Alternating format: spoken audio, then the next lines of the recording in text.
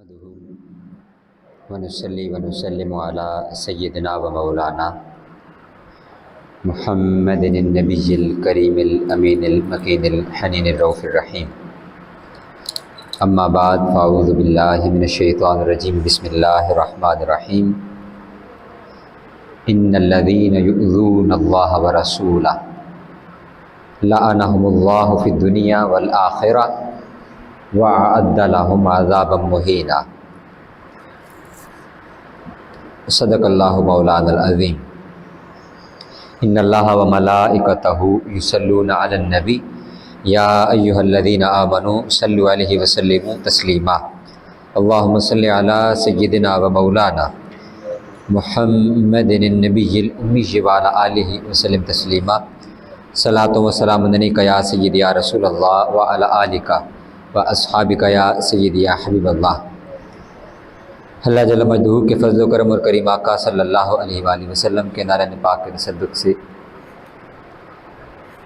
بحمدہ تعالی جمعۃ المبارک اس عظیم بابرکت دن ہم اللہ رب العزت کے حضور اس کے گھر میں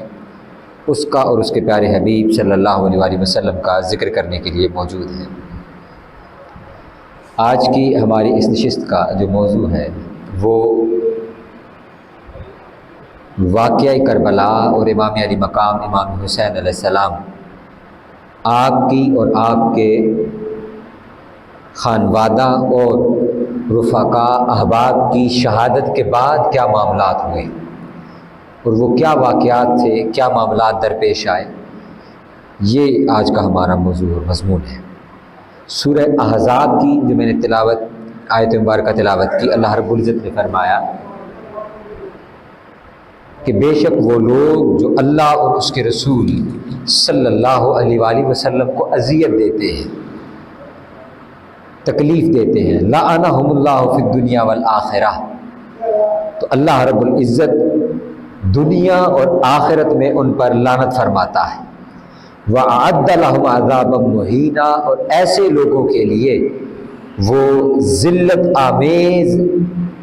عذاب تیار کیا گیا ہے. یعنی یہ امام علی مقام کی شہادت اس کو عام بات نہ سمجھی جائے اور اس کو تاریخ کا کوئی جنگی واقعہ نہ سمجھا جائے کہ جیسے دیگر جنگیں ہوئیں ان میں لوگ شہید ہوتے رہے تو شاید یہ بھی اسی نوعیت کا ہی کوئی واقعہ ہے. نہیں، اس کا تعلق آقا کریم علیہ الصلوۃ والتسلیم کی ذات مبارکہ کے ساتھ. حضور سیدی شیخ الاسلام نے اس پر بالتفصیل گفتگو بھی فرمائی اور اس پر کتب بھی آپ نے تحریر فرمائی، اور اس میں آپ نے جو پوائنٹ اور نقطہ اسٹیبلش کیا وہ یہ ہے کہ ہر وہ شخص جو امام علی مقام امام حسین علیہ السلام اور آپ کے خانوادہ اور آپ کے رفقا کی شہادت میں شریک ہے، وہ نہ یہ واقعہ عام واقعات جیسا ہے، نہ یہ شہادت عام شہادتوں جیسی ہے،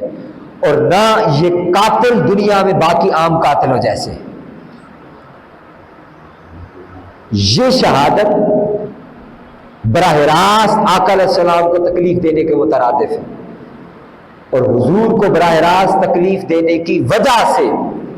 جتنے لوگ اس میں شامل تھے وہ سارے اللہ کی لعنت کے مستحق ٹھہرتے ہیں. اور یزید لعین بدبخت وہ اس کا براہ راست حکم دینے کی وجہ سے اور اس قتل میں براہ راست ملوث ہونے کی وجہ سے وہ بدبخت وہ لعنتی بھی ہے، اس پر لعنت بھی کی جاتی ہے. اور حضور سیدی شیخ الاسلام کا اس پر موقف یہ ہے کہ وہ بدبخت وہ بدترین کافر بھی ہے. صرف ایسا ہی نہیں ہے کہ ہم اس کو کہیں کہ وہ لعنتی ہے، بلکہ اس عمل کے بعد وہ بدبخت لعین کافر بھی ٹھہرتا ہے. اگلی نشست پر ہم اس کے بدبختیوں پر بھی نظر ڈالیں گے کہ اس واقعہ میں اس کی کیا بدبختیاں تھی اور اس کے بعد بھی مزید اس کیا بدبختیاں جو اس کے حصے میں رہی ہیں.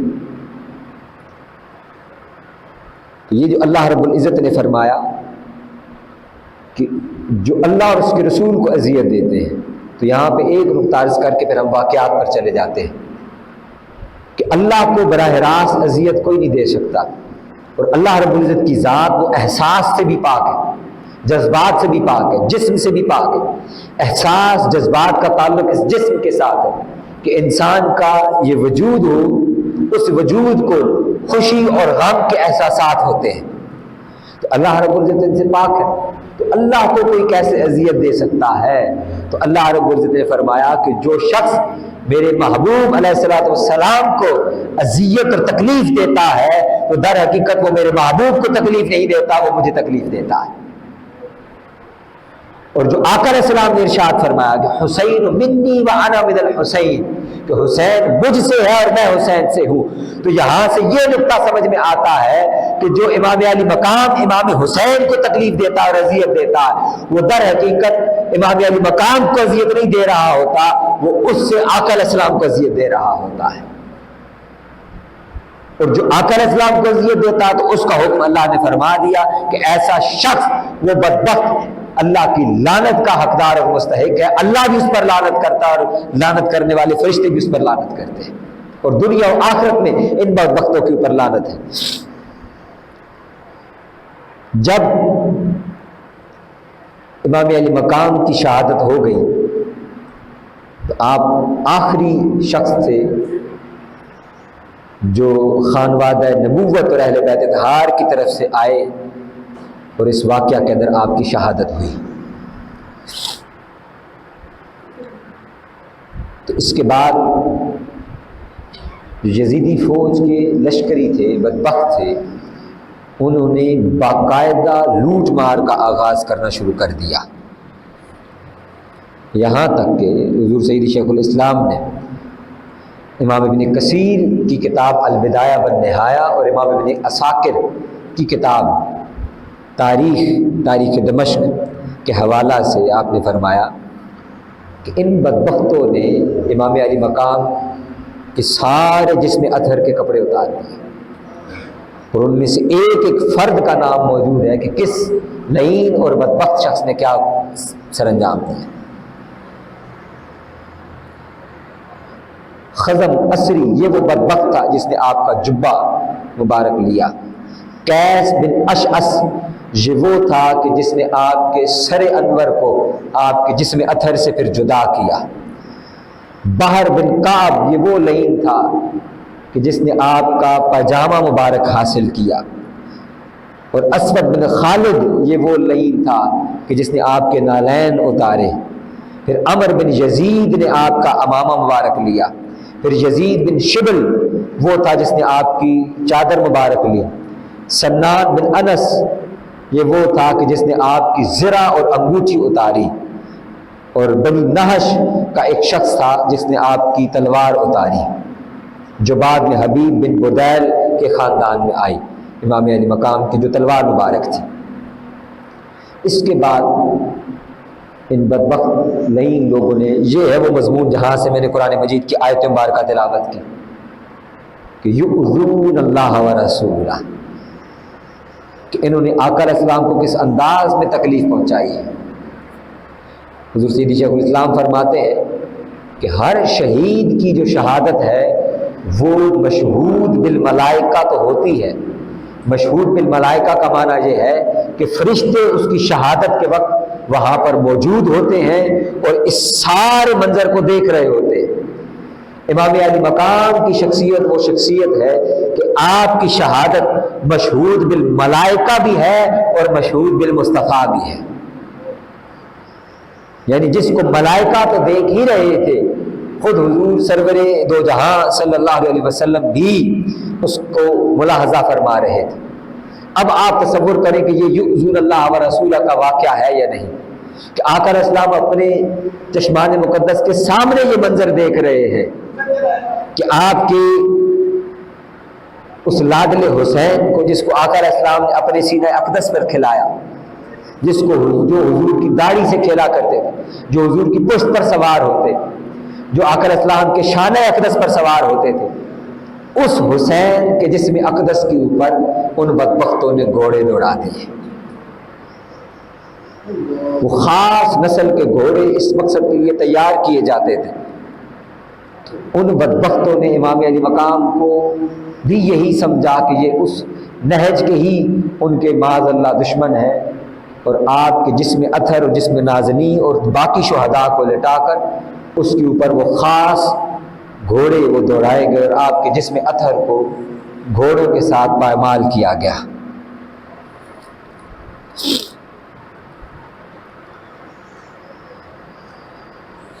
پھر اس کے بعد حضرت عبداللہ بن عباس رضی اللہ تعالی عنہ، جو میں نے بات عرض کی ہے کہ یہ مشہور بن مصطفیٰ امام علی مقام کی شہادت، حضرت عبداللہ بن عباس فرماتے ہیں کہ میں نے آقا علیہ السلام کو ایک دوپہر خواب میں دیکھا، وہ مکہ میں تھے۔ حضرت عبداللہ بن عباس مکہ میں تھے اور آقا علیہ السلام کی زوجہ ام المؤمنین سیدہ ام سلمہ سلام اللہ علیہا وہ مدینہ طیبہ میں تھی۔ تو یہ دونوں حضرات فرماتے ہیں، حضرت عبداللہ بن عباس فرماتے ہیں میں نے آقا علیہ السلام کو دیکھا خواب میں، تو آقا علیہ السلام کی بال مبارک اور آپ کی ریش مبارک وہ گرد آلود تھی، اس پر غبار تھی۔ میں نے عرض کیا یا رسول اللہ میرے ماں باپ آپ پر قربان ہو، یہ کیا کیفیت ہے؟ آقا علیہ السلام نے ارشاد فرمایا ھذا دم الحسین، یہ میرے حسین کا خون ہے اور اس کے اصحاب کا خون ہے جو میں دن بھر وہاں دیکھتا بھی رہا اور جمع بھی کرتا رہا۔ سیدہ حضرت سلمہ فرماتی ہیں، جن کی وجہ سے ان کی کنیت ام سلمہ ہے، وہ فرماتی ہیں کہ میں جب اپنی والدہ کے گھر میں داخل ہوئی تو میں نے دیکھا کہ میری والدہ زارو قطار رو رہی ہے، زارو قطار۔ نادان کہتے ہیں کہ امام علی مقام کا ذکر کر کے اور ان کے غم میں رونا یہ ایک خاص مکتبہ فکر کی نشانی ہے، یہ ان کی علامت ہے؟ نہیں، امام علی مقام کی شہادت کا ذکر سن کے رونا یہ خود آقا علیہ السلام کی بھی سنت ہے اور حضرت سیدہ ام سلمہ ام المؤمنین رضی اللہ تعالی عنہا سیدہ ام سلمہ کی بھی سنت ہے۔ حضرت سلمہ فرماتی ہے کہ میں نے والدہ سے پوچھا کہ اماں جان کیا ماجرا ہے، کیا وجہ ہے کہ آپ اس قدر زار و قطار رو رہی ہے؟ تو میری والدہ فرمانے لگی میں نے ابھی آقا علیہ السلام کو خواب میں دیکھا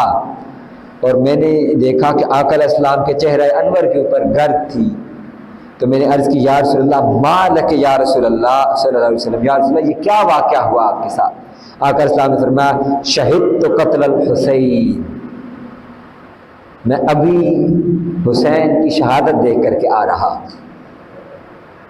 آپ فرماتی ہیں کہ میں بیدار ہوئی تو مجھے جو آقا علیہ السلام نے فرمایا تھا اذا تحورت هذه التربة دما فاعلمی ان ابنی قد قتل، کہ اے سلمہ جس دن یہ مٹی خون میں تبدیل ہو جائے تو یاد رکھ لینا اس دن یہ میرا بیٹا حسین وہ قتل کر دیا جائے گا، شہید کر دیا جائے گا۔ تو حضرت ام سلمہ فرماتی ہیں کہ میں بیدار ہوئی آقا علیہ السلام کو خواب میں دیکھنے کے بعد تو میں دوڑ کر کے گئی اور وہ میں نے شیشی دیکھی تو وہ مٹی نہ تھی، وہ خون میں تبدیل ہو چکی تھی۔ آقا علیہ السلام کے معجزات کو بھی دیکھیے کہ آقا علیہ السلام کی نگاہ نبوت کہاں تک دیکھ رہی ہے، کہاں تک دیکھ رہی ہے۔ حضور ملاحظہ فرما رہے ہیں کہ اس وقت کون کون زندہ اور حیات ہوگا۔ سیدہ عائشہ صدیقہ رضی اللہ تعالی عنہا ان کا وصال 55 ہجری میں ہوا، 55 ہجری میں، یعنی 5 سال پہلے۔ آقا علیہ السلام نے ان کو بھی عطا نہیں کی، آقا علیہ السلام نے حضرت ابو ہریرہ کو بھی نہیں دی، کسی اور کو بھی نہیں دی۔ آقا علیہ السلام نے سیدہ ام سلمہ کو عطا فرمائی۔ کیوں؟ 2 وجوہات ہیں کہ جب آقا علیہ السلام کی گود مبارک کے اندر امام علی مقام کھیل رہے تھے تو آقا علیہ السلام اس وقت سیدہ ام سلمہ کے کاشانہ اقدس پر موجود تھے اور ام سلمہ اس وقت بھی شاہد تھی، دیکھ رہی تھی حسین کو، اور حسین جب کربلا میں شہید کر دیے گئے تو آقا علیہ السلام نے اس کے بعد بھی سب سے پہلی خبر حضرت ام سلمہ کو ہی عطا فرمائی۔ اب آپ تصور کیجئے کہ آقا علیہ السلام کی ذات مبارکہ پر کیا بیتی ہوگی۔ میں پھر وہی عرض کروں گا جو میں نے پچھلی نشست میں عرض کیا تھا، بچے ہمارے بھی ہیں اور ان کی تکلیف ہمیں رات بھر سونے نہیں دیتی، ہم رات بھر جاگتے ہیں کہ اس کی تکلیف کو آرام آ جائے، یہ پرسکون ہو جائے، اپنی نیند، اپنا سوکھ، اپنا آرام ان بچوں کے لیے قربان کرتے ہیں جن کے بارے میں خبر نہیں ہے کہ بڑے ہو کر کے انہوں نے کیا کرنا ہے، انہوں نے نیک عمل کرنے ہیں، اللہ کی راہ میں چلنا ہے، اعمال صالحہ کرنے ہیں، یا ان کی کیا زندگی ہوگی۔ وہ آقا علیہ السلام کا خون ہے، حضور کی اولاد مبارکہ ہے، وہ عام بچے نہیں ہیں۔ اور پھر یہ بھی بات نہیں ہے کہ انہوں نے بڑے ہو کر کیا کرنا ہے،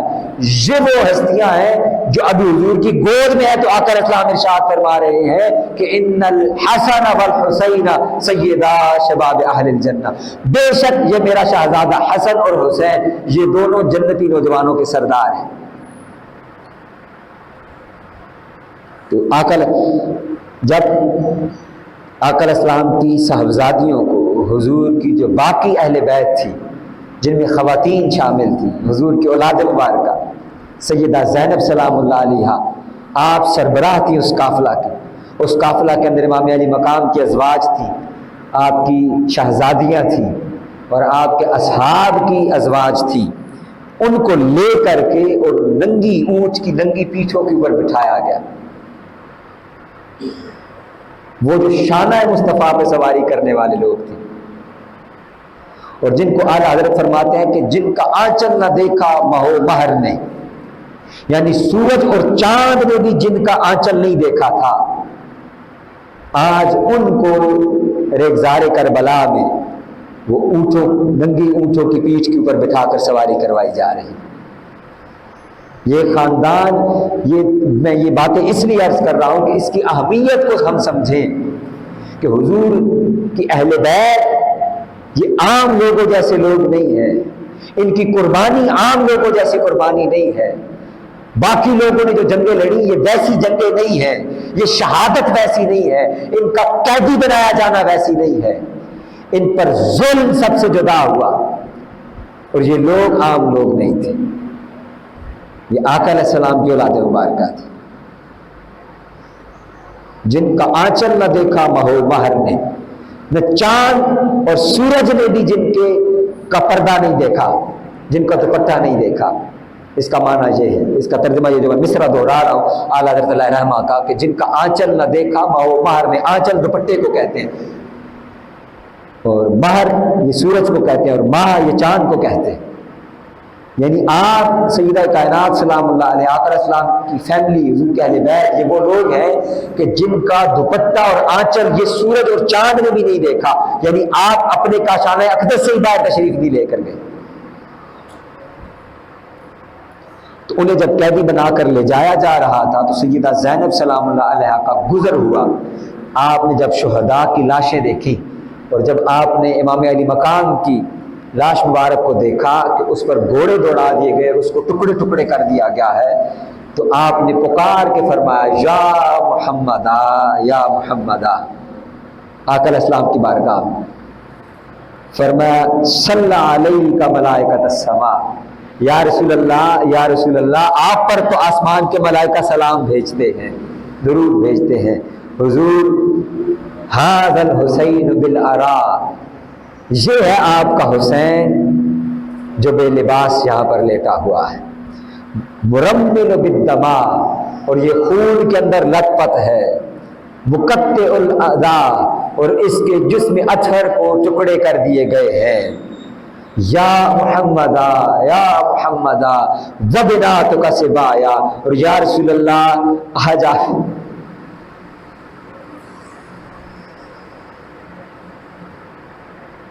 یا رسول اللہ آج آپ کی شہزادیوں کو، آپ کی بیٹیوں کو قیدی بنا لیا گیا، وذریتک مقتلہ، اور آپ کی ساری اولاد مبارکہ کو شہید کر دیا گیا، اور اس حال میں ان کے جسموں کو ہوا چھو رہی ہے۔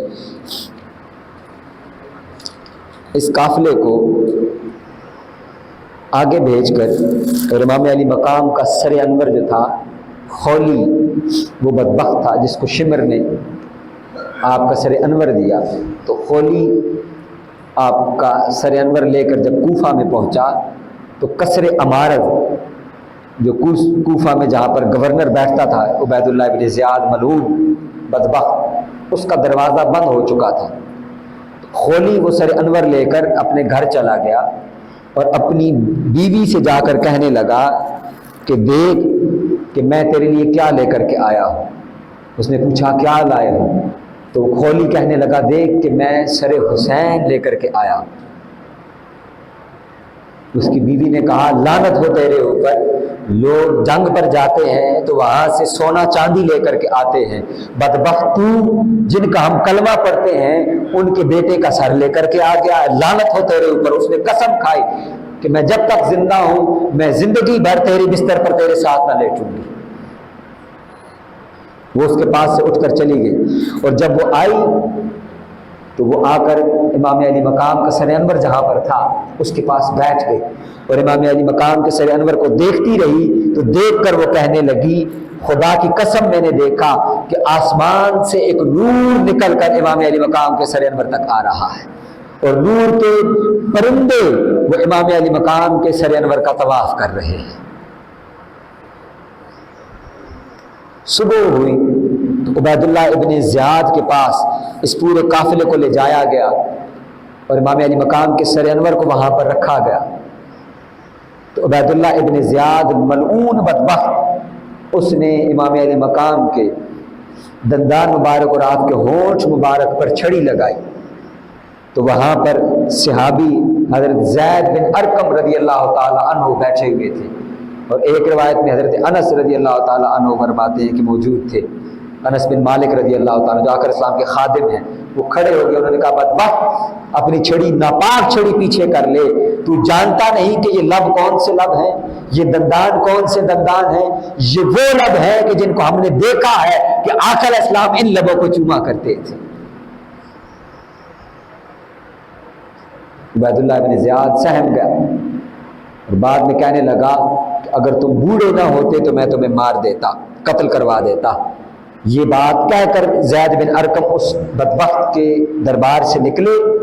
تو نکلتے ہوئے ایک شخص نے ان کی بات سن لی، تو اس نے کہا کہ اگر یہ بات عبید اللہ بن زیاد سن لیتا تو وہ آپ کو شہید کروا دیتا۔ تو عبید اللہ بن زیاد نے کہا کہ اس نے کیا کہا ہے، زید بن ارقم کے بارے میں پوچھا کہ اس نے کیا کہا ہے۔ اس نے کہا زید بن ارقم جاتے ہوئے کہہ رہے تھے کہ برا ہو اس قوم کا کہ جنہوں نے غلاموں کے بیٹوں کو اپنا سردار بنا لیا ہے، اور سرداروں کی اولاد کو انہوں نے شہید کر دیا ہے۔ یہ میں اگلی نشست میں انشاءاللہ اس پہ آپ کو بالتفصیل بتاؤں گا، یا شاید میں نے پچھلی نشست میں آپ کو بتا دیا ہے کہ عبید اللہ ابن زیاد کی تفصیل، یہ عبید اللہ ابن زیاد کا نسب میں نے بتایا ہے پچھلی نشست میں نہیں بتایا۔ میں انشاءاللہ اگلی نشست میں جب ہم نے یزید کے کارنامے بتانے ہیں، بدبختیاں بتانی ہیں، تو میں آپ کو عبید اللہ ابن زیاد کا نسب بتاؤں گا کہ یہ لعنتی مردود کون تھا، اس کو ابن مرجانہ کہا جاتا تھا، اور یہ کس کی، اس کا جو باپ ہے زیاد یہ کون ہے، اس کے باپ کا میں صرف اتنا تعارف دے دیتا ہوں، اس کے باپ جو زیاد ہے اس کے باپ کا ہی کسی کو نہیں پتا تھا، اس کو کہا جاتا تھا زیاد بن سمیہ، یہ سمیہ کا بیٹا زیاد ہے، اس کے باپ کا کسی کو نہیں پتا تھا، اس کا بیٹا ہے یہ عبید اللہ ابن زیاد، یہ وہ ملعون اور لعنتی شخص ہے۔ وہاں آقا علیہ السلام کی شہزادیاں سیدہ زینب سلام اللہ علیہا اور باقی لوگوں کو قیدی بنا کر بٹھایا ہوا تھا، تو عبید اللہ ابن زیاد نے اشارہ کر کے پوچھا کہ یہ خاتون کون ہے، یہ خاتون کون ہے؟ تو ایک کنیز تھی، اس نے کہا کہ یہ زینب بنت علی ہے، یہ مولا علی کی شہزادی زینب ہے، یہ وہ زینب ہیں کہ کوفہ کے اندر جن کا درس قرآن مشہور تھا، یہ وہ زینب ہیں کہ جن کا درس زین کہتے ہیں زینت کو، خوبصورتی کو، اب کہتے ہیں باپ کو، زینب اپنے والد کا حسن اور خوبصورتی، تو باب مدینۃ العلم کا فیض اپنے والد سے پایا، تو قرآن مجید کی تفسیر فرمایا کرتی تھی، اور ایسی فرمایا کرتی تھی کہ پورے کوفہ میں چرچا مچ گیا کہ ایک خاتون وہ درس قرآن دیتی ہے اور وہ کیا کمال گفتگو کرتی ہے۔ حضور مولا کائنات تک یہ خبر پہنچی تو آپ ایک روز اپنی شہزادی کا درس سننے کے لیے تشریف لائے، اور مسجد کے باہر کھڑے ہو کر دروازے سے پیچھے اوٹ لگا کے کان لگا کے سنتے رہے کہ ان کی شہزادی سیدہ زینب سلام اللہ علیہا وہ قرآن مجید کی کیسی تفسیر بیان کرتی ہے۔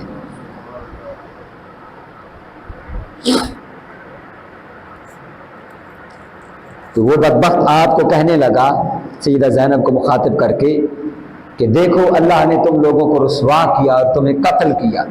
اور ہماری شان و شوکت بڑھائی۔ سیدہ زینب سلام اللہ علیہا آپ نے فرمایا اے بدبخت، ہم وہ لوگ ہیں کہ جن کو اللہ نے ساری کائنات پر عزت دی ہے، اور ہم وہ لوگ ہیں کہ جن کو اللہ رب العزت نے طیب اور طاہر پیدا کیا ہے۔ انما یرید اللہ لیذھبکم عنکم الرجس اہل البیت ویطہرکم تطہیرا۔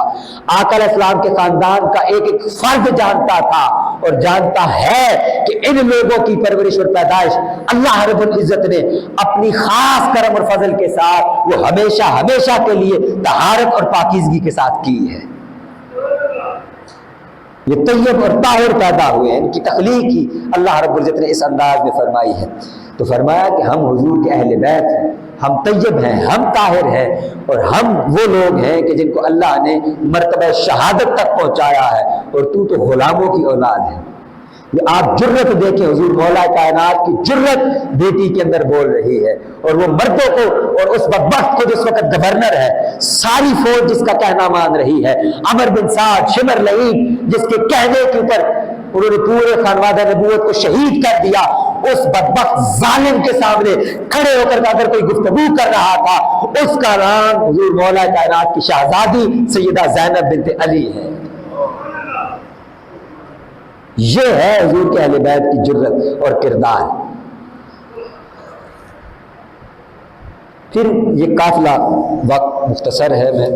دو ہی واقعات پر گفتگو کو ختم کرتا ہوں۔ جب یہ قافلہ امام علی مقام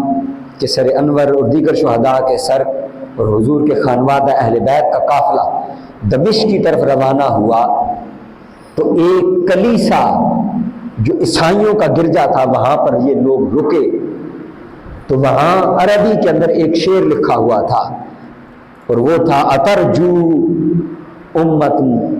کیا وہ امت یہ امید رکھتی ہے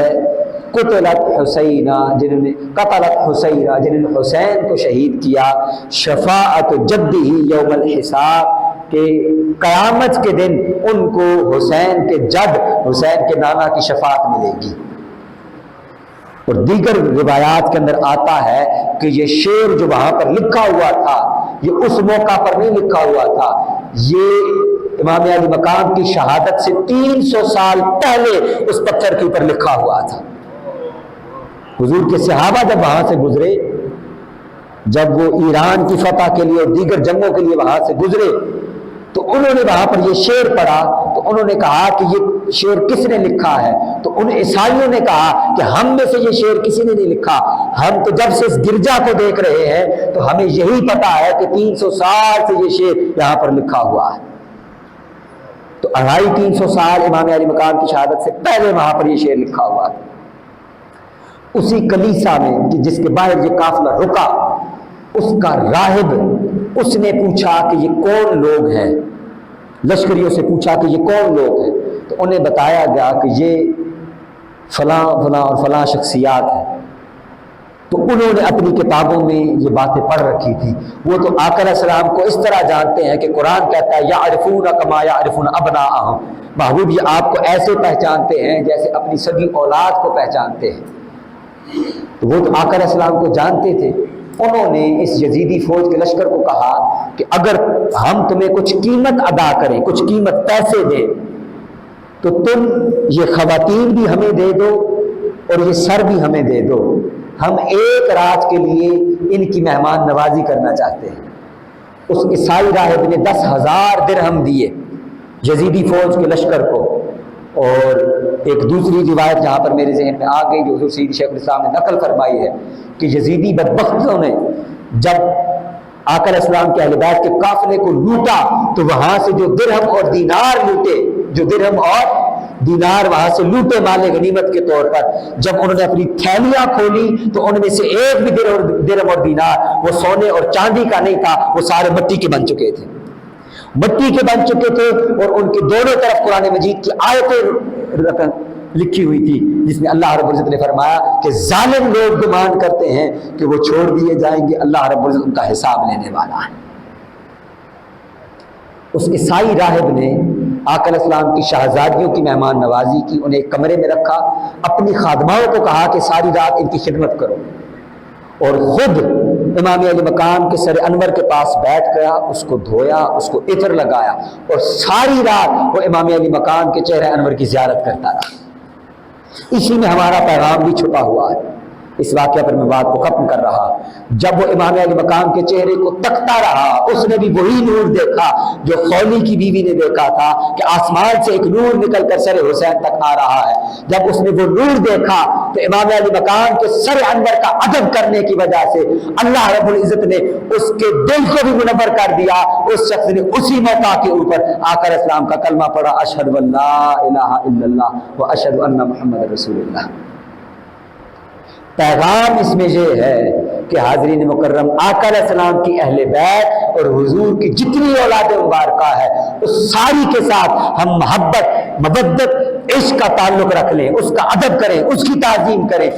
یہ اس کی برکت یہ ہوگی کہ اللہ رب العزت ہمارا خاتمہ بالخیر بالایمان فرمائے گا، اور اللہ رب العزت اس ایمان کو ہماری نسلوں کے اندر جاری فرمائے گا۔ یہ آقا علیہ السلام کے اہل بیت کے ساتھ جڑنے کا فیض ہے۔